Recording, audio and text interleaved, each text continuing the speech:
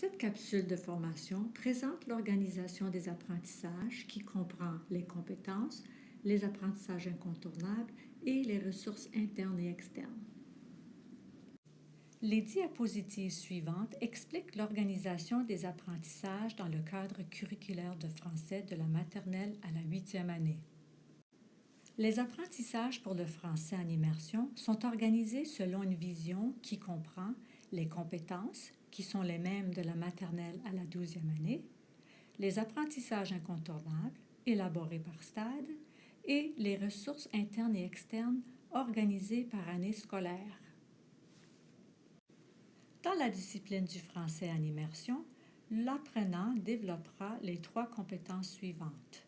S'identifier comme apprenant en immersion française, s'exprimer pour répondre à ses besoins et à ses intentions et négocier le sens des idées et de l'information. Retrouvons-les dans ce schéma. En bleu, négocier le sens des idées et de l'information. En jaune, s'exprimer pour répondre à ses besoins et à ses intentions. En violet, s'identifier comme apprenant en immersion française. Négocier le sens des idées et de l'information veut dire dégager et valider le sens pour soi et avec autrui, acquérir les connaissances langagères et les références socioculturelles, analyser, évaluer et transformer les idées et l'information et évaluer la portée de la langue française sur son apprentissage et sur sa personne. S'exprimer pour répondre à ses besoins et à ses intentions veut dire générer un message et le valider pour soi et avec autrui, analyser, évaluer et transformer les idées et l'information, acquérir les connaissances langagères et les références socioculturelles et évaluer la portée de la langue française sur son apprentissage et sur sa personne.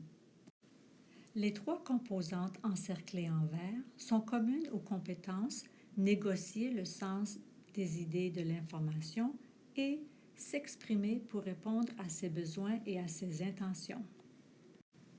S'identifier comme apprenant en immersion française sous-tend et nourrit toutes les composantes. Évaluer la portée de la langue française sur son apprentissage et sur sa personne partage un lien très étroit avec la compétence s'identifier comme apprenant en immersion française. C'est pour cette raison que cette composante et la compétence partagent la même couleur. Cette dimension socio-affective se retrouve à la fois au cœur et aussi tout autour de l'apprentissage de la langue en immersion. S'exprimer pour répondre à ses besoins et à ses intentions, c'est s'exprimer à l'oral, à l'écrit et par le moyen du visuel. Cette compétence remplace désormais les domaines de la production orale et de la production écrite. Elle comprend la représentation visuelle. Négocier le sens des idées et de l'information, c'est négocier le sens des idées et de l'information orale, écrite et visuelle. Cette compétence remplace désormais les domaines de la compréhension orale et de la compréhension écrite. Elle comprend l'interprétation visuelle. Un texte désigne tout acte de communication qui se fait sous forme orale, écrite, visuelle, gestuelle, sonore, médiatique ou multimodale. S'exprimer pour répondre à ses besoins et à ses intentions et négocier le sens des idées et des informations mettent l'accent sur les besoins de communication, sur la construction et la co-construction de sens, ainsi que sur l'acquisition des connaissances langagères et des références socioculturelles. Ces 2 compétences s'évalueront par le biais d'évaluations formatives et sommatives. S'identifier comme apprenant en immersion française cible la dimension socio-affective de l'apprentissage du français et permet à l'élève d'analyser et de développer, de façon consciente, la relation entre son développement identitaire, le français et son vécu en immersion. Cette compétence s'évaluera par le biais de l'évaluation formative. Un fascicule d'appui a été développé pour faciliter l'évaluation de cette compétence. Les compétences étant des cibles d'apprentissage très larges, elles sont précisées par des apprentissages incontournables. Les apprentissages incontournables ont été développés et regroupés par stade. Il y a 4 stades de développement de la maternelle à la 8e année, soit en éveil, apprenti, en transition et en expansion. Il y a aussi 2 stades au secondaire, soit le stade en consolidation et le stade autonome. Chaque stade contient des apprentissages incontournables et un portrait de l'apprentissage qui situe les apprentissages incontournables dans un contexte qui les rend dynamiques et authentiques. À l'intérieur des stades, la progression des compétences est précisée par des apprentissages incontournables. Les apprentissages incontournables sont observables et pour la plupart mesurables. Ils sont obligatoires et font l'objet d'évaluations formatives et sommatives. Ils demeurent pareils à l'intérieur d'un stade, mais diffèrent d'un stade à l'autre. Les apprentissages incontournables sont organisés selon les composantes suivantes. Dégager et valider le sens pour soi et avec autrui, générer un message et le valider pour soi et avec autrui, acquérir les connaissances langagères et les références socioculturelles, analyser, évaluer et transformer les idées et l'information, et évaluer la portée de la langue française sur son apprentissage et sur sa personne. Chaque apprentissage incontournable est identifié par un code.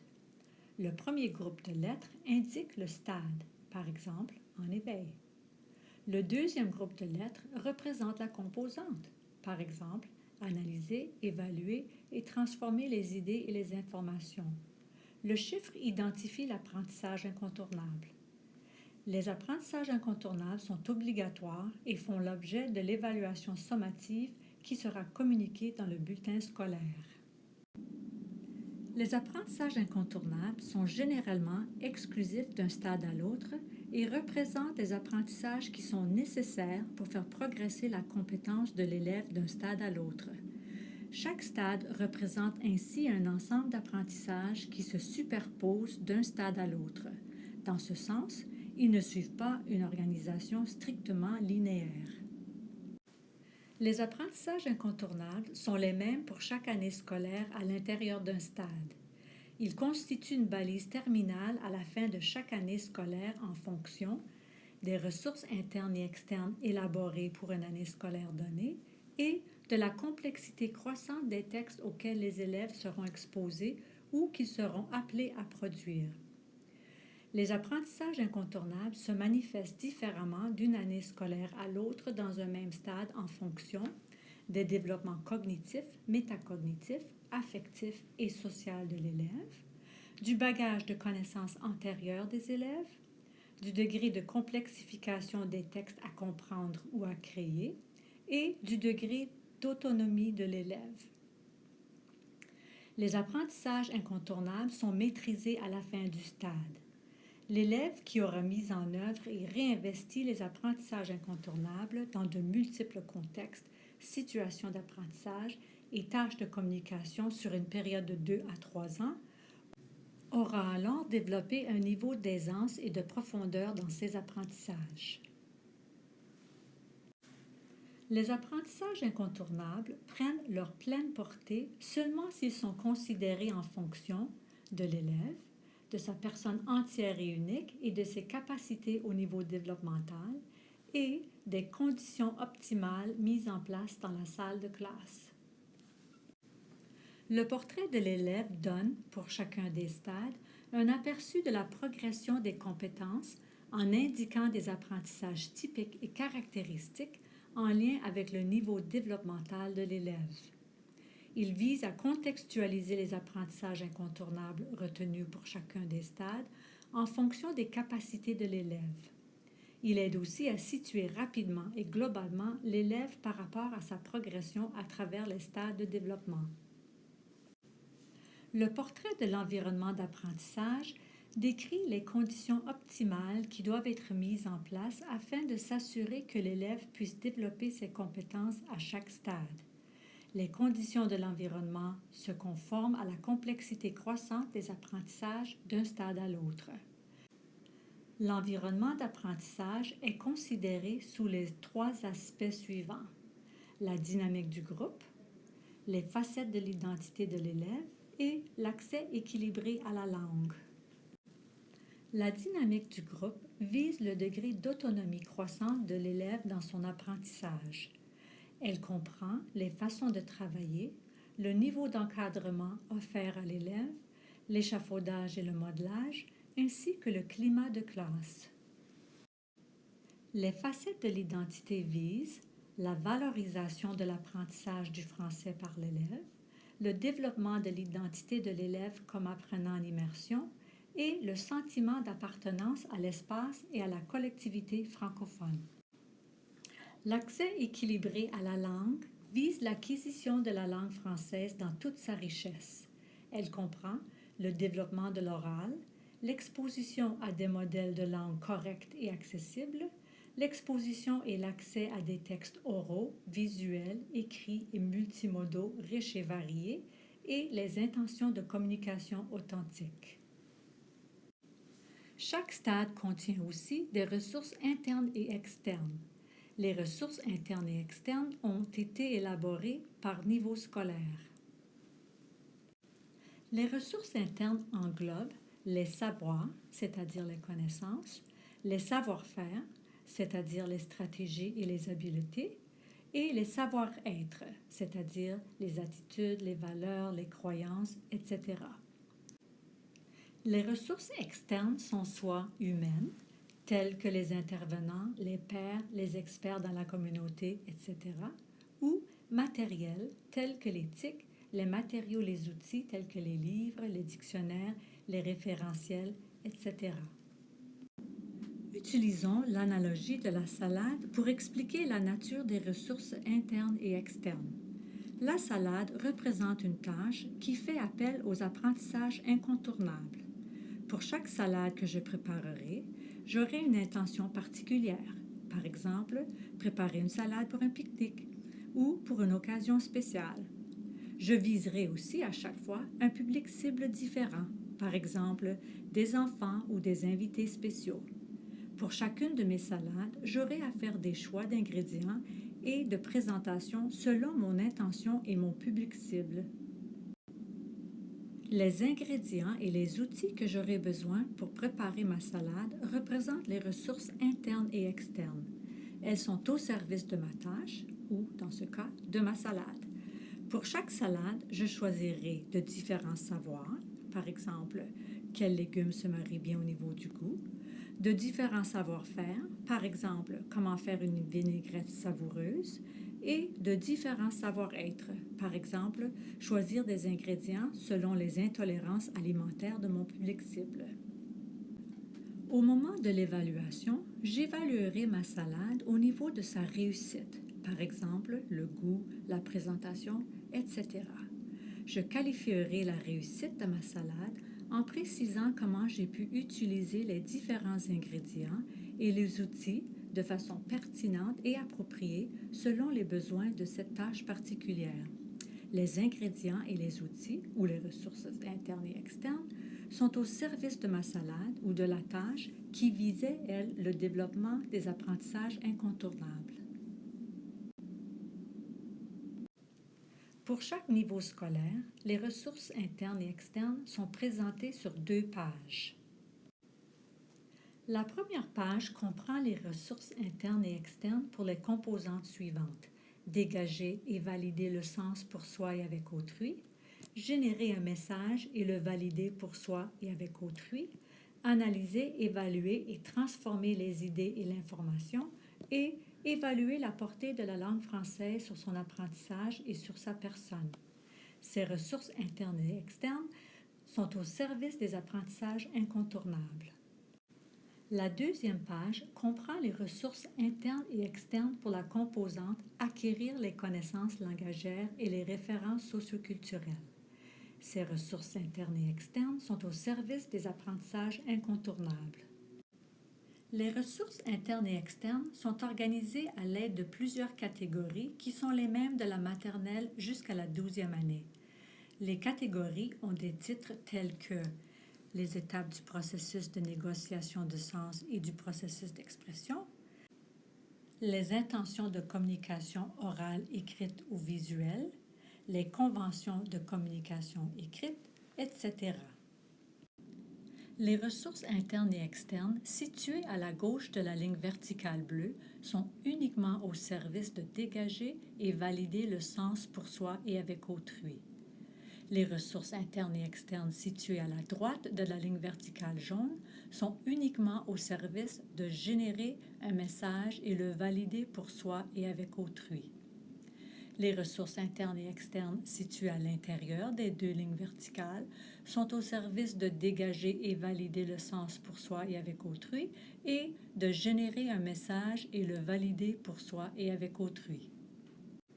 Les verbes entre parenthèses contextualisent les ressources internes et externes au niveau de leur utilité et de leur pertinence par rapport aux apprentissages incontournables, précisent comment les ressources internes et externes seront utilisées par l'élève pour répondre à une intention précise telle que ciblée dans un apprentissage incontournable, indiquent s'il s'agit d'un savoir-faire ou d'un savoir-être, indique un degré de complexité s'il y a lieu des ressources internes et externes d'une année scolaire à l'autre à l'intérieur d'un stade, sous-entendent un enseignement ciblé, planifié, intentionnel et explicite des savoirs, des savoir-faire ou des savoir-être qui s'ajouteront au répertoire de ressources internes et externes de l'élève et sous-entendent parfois un échafaudage des apprentissages allant du modelage à la pratique autonome. Afin de mieux comprendre le rôle des verbes, voici l'exemple suivant. Lorsque l'élève est appelé à justifier son interprétation d'un message en se basant sur les aspects suivants, effet sur sa personne, plausible et non plausible, éléments visuels, gestuels et sonores, l'enseignant devra prévoir un enseignement explicite de certaines ressources internes et externes, telles que celles indiquées dans la catégorie critères de jugement. L'élève sera amené à découvrir les ressources internes et externes pertinentes, à les dégager et à faire appel à certaines d'entre elles. L'enseignement des ressources internes et externes se fera en fonction des besoins de la tâche. Les critères de jugement ne représentent qu'une seule catégorie de ressources internes et externes. L'élève aura besoin aussi de ressources internes et externes provenant de plusieurs autres catégories. Pour certaines catégories de ressources internes et externes, des hyperliens nous conduisent vers des stratégies, qui elles aussi sont des ressources internes et externes, mais trop nombreuses pour inclure sur cette page, des documents du ministère qui serviront d'appui et des annexes. Certaines annexes sont encore en construction. Il importe de noter que les concepts de grammaire, présentés en contexte dans des situations de communication signifiantes, et ciblés pour leur pertinence, doivent répondre à un besoin authentique. Les références socioculturelles, identifiées dans la section en violet, ont un lien étroit avec la composante évaluer la portée de la langue française sur son apprentissage et sur sa personne. Les 3 compétences disciplinaires sont développées par le biais des apprentissages incontournables. Les apprentissages incontournables sont obligatoires et font l'objet d'évaluations formatives et sommatives. Les ressources internes et externes sont au service des apprentissages incontournables. Les ressources internes et externes ne doivent pas être enseignées en isolement sans but précis et ne doivent pas être perçues comme des éléments à cocher. Sinon, elles deviennent des îlots de connaissances déconnectés et demeurent des apprentissages en surface. Lorsqu'elles sont enseignées et apprises en contexte et pour répondre à un réel besoin de communication, les ressources internes et externes prennent tout leur sens. En résumé, chaque stade contient les compétences, qui sont les mêmes de la maternelle à la 12e année, les apprentissages incontournables par stade et les ressources internes et externes par niveau scolaire. Vous pouvez approfondir votre compréhension de chacun de ces éléments en lisant, dans votre cadre curriculaire, les pages indiquées près de chaque élément. Il est important de comprendre les liens qui se tissent entre le bulletin provincial et les compétences disciplinaires. La catégorie compréhension du bulletin provincial, qui englobe la lecture, l'écoute et l'interprétation visuelle, correspond à la compétence négocier le sens des idées et de l'information et ses composantes dégager et valider le sens pour soi et avec autrui et acquérir les connaissances langagères et les références socioculturelles. La catégorie communication du bulletin provincial, qui englobe l'écriture, l'expression orale et la représentation visuelle, correspond à la compétence s'exprimer pour répondre à ses besoins et à ses intentions et ses composantes, générer un message et le valider pour soi et avec autrui, et acquérir les connaissances langagères et les références socioculturelles. La pensée critique, représentée par la composante analyser, évaluer et transformer les idées et l'information, est partagée par les deux catégories du bulletin, compréhension et communication, et donc négocier et s'exprimer. La section du bulletin, comportement lié à l'apprentissage, l'engagement envers l'utilisation de la langue française, correspond à la compétence s'identifier comme apprenant en immersion française et à sa composante évaluer la portée de la langue française sur son apprentissage et sur sa personne.